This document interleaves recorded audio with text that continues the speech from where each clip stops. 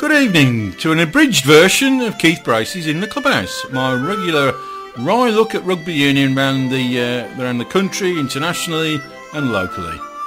Now, just want a very short show today, 10 minutes till 7 p.m, when we make way for the Tilt and Talk show, and we've got a lot to talk about with your coffin escapade, haven't we, Chris? But we'll Chris will no doubt mention that later. We'll just have a quick roundup of the local rugby scene then. What are my team Wasps then?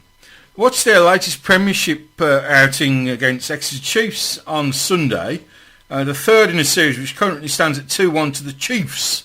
Whoa, Exeter Chiefs. Don't sing that again. No. We don't my Tomahawk Chop, as their song is called, the Tomahawk Chop.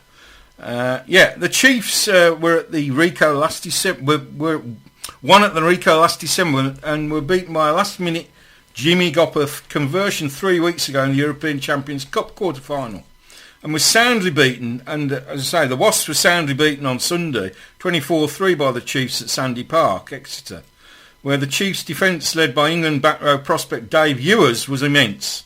Even though Wasps have had an excellent season qualifying for the Aviva Premiership playoffs for the first time since 2009, the one blot on their copybook was the weekend before last loss to a Saracens side at Reading's Majewski Stadium by 23-14 in the semi-final of the European Champions Cup. Why does it still not have a sponsor? Well, the rugby union and people who run European rugby missing a trick there, in my opinion. I think the European Champions Cup should have a sponsor.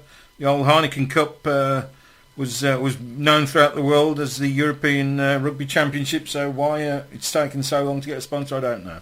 Anyway, as I say, the Wasps are now out of the European Cup, and Leicester are also out. They played Racing Metro at Nottingham Forest City Ground, and they lost 19-15 to a Dan Carter, probably the best rugby player ever, Dan Carter. That's an unusual phrase this week, isn't it? Leicester are out. Leicester are out, indeed. He's on the ball tonight, isn't he, chaps? That made Chris Pugh smile. It just played over his lips, didn't it? We will discuss the issue with him very shortly, Mr. Bracey. I'm sure. He's not a Leicester. He takes it. Believe me, he takes it all in. He takes it all in. I won't go there. I'll let you discuss that on the Tilt and Talk show, which is in approximately 7 or 8 minutes. Anyway, I'll just canter through a quick few. As I say, Dan Carter for me is probably the best rugby player ever.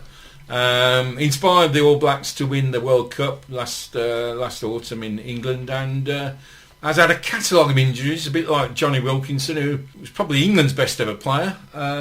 Boring mind, but one of the most well known, isn't it? Well, absolutely. But, I mean, Carter's kicking stats, Carter holds the record for international points. I think Johnny Wilkinson is second, so that puts them up there in the pantheon. It's a good word, isn't it? It's great. I don't know what it means, but yeah. Pantheon. Sounds Greek. It is Greek, Greco-Roman, Latin, Greco-Roman, or classical. My classical illusions, they call me the boffin, don't they, Chris? They call me other things as well, but boffin's one of the more polite things they call me.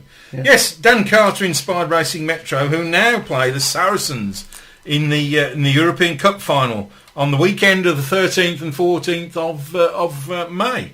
So on the 13th of May, we've got the hors d'oeuvre. That's good. It's for a great place. It's been played in Lyon. So, hors d'oeuvre, good French word there, meaning starter, basically.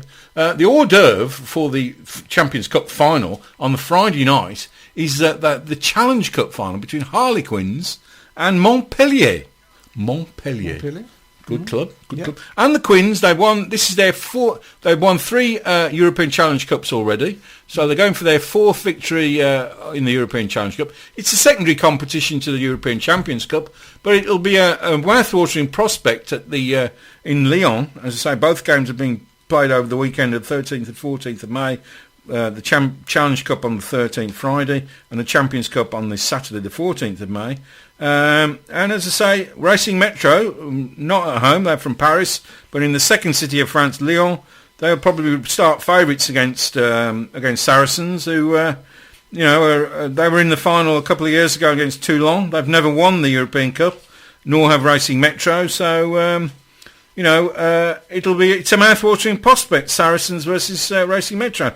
Of course, the Saracens will have Dan Carter. No, sorry, Racing Metro will have an inspired Dan Carter, who may retire at the end of this season. Not sure whether he signed a 2-year contract with Racing Metro. May have done, but of course it's his pension. He's been paid a king's ransom to play for Racing Metro, and he's producing the goods. He's got them to a European Cup final. So for me, as I say, pound for pound, he's probably the best rugby player ever. And back to England, the semi-final lineup for the playoffs has all now been decided, with Saracens finishing top, Exeter finishing second, Wasps finishing third, and Leicester finishing fourth. Although there is one round to go, and as I say, if you're a Wasps fan like myself, well, certainly I'm a Moseley fan, but Wasps are my Premiership team, as I say. Get down to the Ricoh Arena at 3:30 kick-off this Saturday for the game against London Irish, and as I say, both Exeter and Wasps are looking to get a home semi-final berth in the playoff games. If Exeter do slip up at the Twickenham Stoop against Harlequins, and Wasps, well, they should beat relegated London Irish with no trouble. As I say, if Exeter do slip up at the Twickenham Stoop against Quins, and Wasps should beat the London Irish, then Wasps will have the home berth in the European in the playoffs, and Exeter will be playing away, probably against Saracens, and Wasps will play Leicester. But the combinations are still to be decided. Now, that's enough about the European scene and the Aviva Premiership scene. In the Championship, the 4 playoff positions are occupied by Bristol, Doncaster, Bedford and Yorkshire Carnegie, with Moseley, the club whose result I always look for first, after the Villa, of course, when I'm following football, which I must say rugby is my first love. But I don't know enough about football, as is plain to see with this what's happening with the Villa, like most Villa fans. They're very passionate about the Villa, but probably know nothing about the game. As I say, I've been following Moseley since 1970. As I say, sadly, they were relegated this season to National League One, with the consequent loss of £500,000 in RFU funding. Richmond have been promoted from National League One to the Championship, and they, like Moseley, are a famous rugby club that has fallen on hard times. 20 years ago, they were playing in the Premiership, then went out of business in the early noughties, only for them to rise again like a phoenix from the ashes, which is what hopefully will happen with Moseley.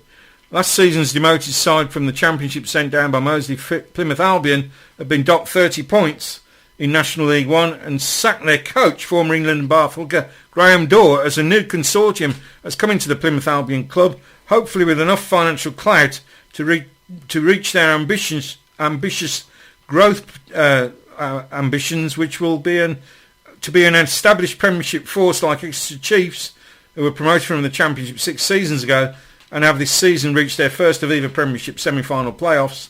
All this to be achieved by Plymouth with this new consortium by 2026, Plymouth Albion's 20th centenary season. I wish them luck. Just a quick, 30 points seems... Is that a normal sort of... Well, I forgot. It happens in football. When you go bankrupt, you are docked a number of points. I think it's 12 points, is it, in football? I'm not sure. Must be but close. They haven't been relegated. They've stayed in the Championship. But, they're sweeping the slates. I'll put my teeth in. They're sweeping the slate clean and starting afresh with a new lot of money. Hopefully they'll rise. They've got to get back into the Championship first and then into the Premiership, like Exeter have done, but it's a big ask for Plymouth Albion. Now, I'm winding up now, but it did gratify me as a Moseley fan to see almost 1,300 souls. Right. Can I say that? Yeah, Not yeah. our souls. Yes, yeah. $12.99 to be... That was the price on the door, I think. It's the price of the Villa ticket next season, I think, isn't it? Billsy coming to watch Moseley in their last game of the season, which turned out to be their worst performance this season, shipping 11 tries and 75 points to those Sassenach Scots, London Scottish. On that note, I'll wrap it up for this week. So a big shout out for BBC WM's camp hero, Dean Roberts-Lowe, who I spoke to last Saturday morning on Molly Green's show. I don't know whether you wish to do Was that all one sentence, the camp hero? A camp hero.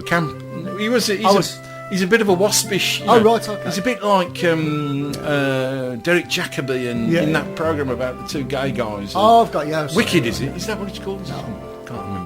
Can't remember. Anyway, we're winding up. So big shout out to Dean Robertslow if he's listening. Doubt whether he is, but never mind. And also to my boss at work, Alistair Chew, who may be listening. I'm not sure. He's bowing down as we speak. He is a Villa season ticket holder, and he's not very impressed with you and your coughing stunt. And at that note. I think he's renewing, actually. I think he is. My boss, Alistair Chew. Big shout out for Alistair. And also Ashley Renault, my other colleague, who's a big blue nose and was not impressed with the coughing stunt either as a blue nose. So there you go. And no, you can't. Anyway, never mind. And it's good night from him, and it's good night from me. Thank you. Good night. Good night, John Boy. Go on.